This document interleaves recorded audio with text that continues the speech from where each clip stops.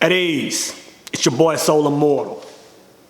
So you finally gotten out of that situation that's been draining you, right? You finally escaped the clutches of that Proverbs 5 woman that was only in your life to kill, to steal, and to destroy. So now what do, brothers?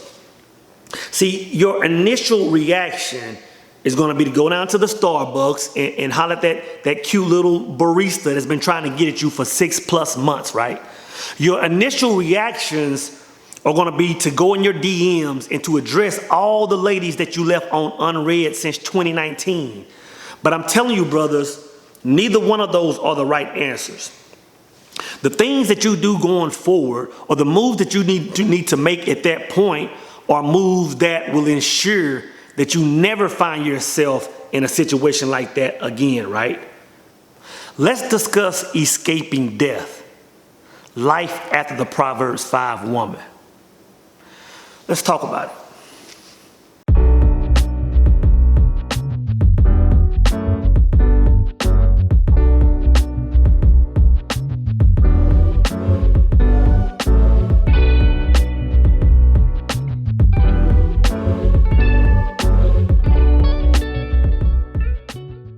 Now, brothers, I'm going to tell you exactly how you should move when coming out of this type of situation. But first, I have to tell you how you shouldn't move, right?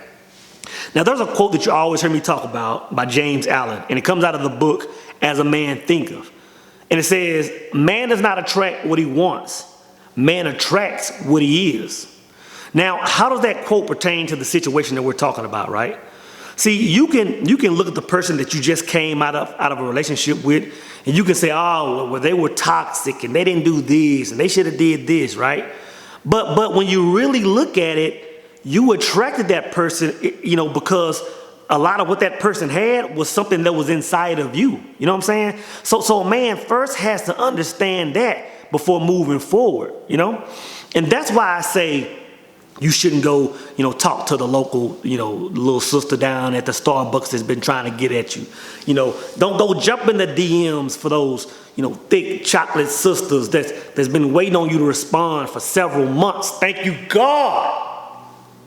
And the reason is because it may look different. It may come in a darker shade of brown. It may come with a bigger booty, a better smile. But at the end of the day, it's going to be the exact same thing you just came away from.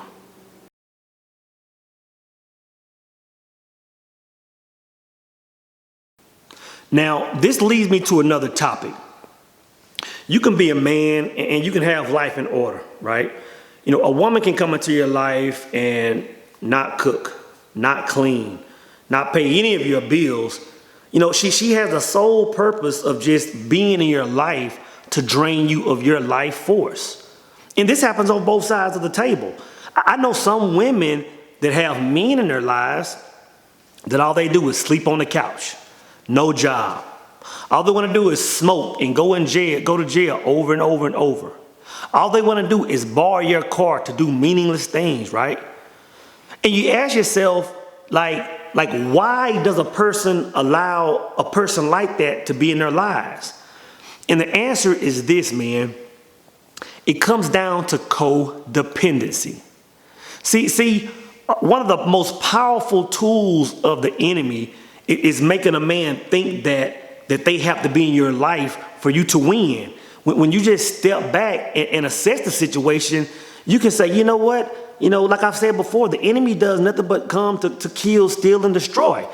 And I'm telling you, brothers, this is crucial for you to know because many men, go through this. And I'm not telling you something that I read in a book. I'm not telling you something that I heard on the internet. I'm telling you something that I've experienced at a part of my life. I can look back several years, man, and I can remember when I was going from relationship to relationship to relationship, attracting the same things. And when I stopped and looked at it, I said, you know what, man, I'm a brother that's codependent. I feel like I have to have a woman in my life. And I'm telling you, brother, until you understand that, until you come out of that, you can't build a kingdom, brother. It's impossible to build a kingdom. So understand that. understand that if that's a thing that's relevant in your life, you have to address it, brothers. So what should you be doing? Here we have a man that has escaped death, right? Here we have a man that was just recently walking the green mile of the wicked woman to the gas chamber in an early grave, right? Brothers, I'll tell you exactly what you should do. You should focus strictly on building your kingdom, right? Brothers, I can tell you, there's no greater feeling that I have as a single man, to wake up every day and live in a kingdom that not only that I built, that I could sustain for me and my son, right? There's no greater feeling than waking up every day and regurgitating my own energy, because it's only taking me to higher and higher places, right?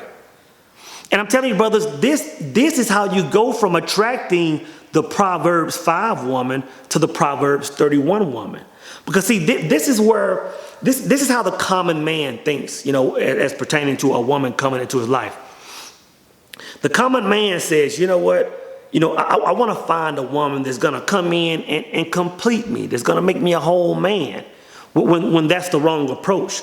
The way a man should look at this as, I'm building my kingdom. This is who I am. This is what I built. And if a woman is going to come into my life, she's going to be complementing my life, not completing it. See, brothers, it's at this point in life, when you sit back, and you think about those unfavorable relationships that you had in the past. This is the point in time where you draw a line in the sand. This is the point in life where you set the bar.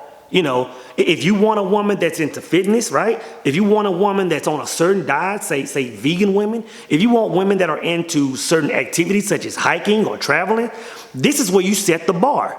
This is where you set the standard and say, you know what? Unless she checks these boxes, I'm not even going to entertain it. You know what I'm saying? That's the way a man should move, guys. But it's important to know that, man, that you have to be very aware of your mindset when you come out of a relationship.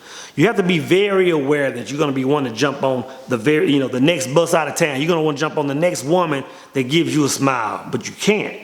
You have to move in a certain way if you want to prevent the same things from happening again, man. Escaping death. Life after Proverbs 5 woman. At ease! I said meditation is the cousin of sleep. Sleep is the sister of death. And death is the highest level of consciousness. Now, if this is true, then what does it say about the place that we'll be returning to one day? It says that we're still there. If that's going to be our highest level of consciousness, that must mean that we're still there. Picture a man in his bed sleep, right? Now, he may toss, he may turn, but we're not going to consider that man to be, fully aware until he wakes up, right? Now, the moment he wakes up out of his sleep, we consider that man to be fully conscious of his surroundings, fully conscious of who he is. Now, that's the same thing that's happening in this life, except that death is actually the opening of the eyes.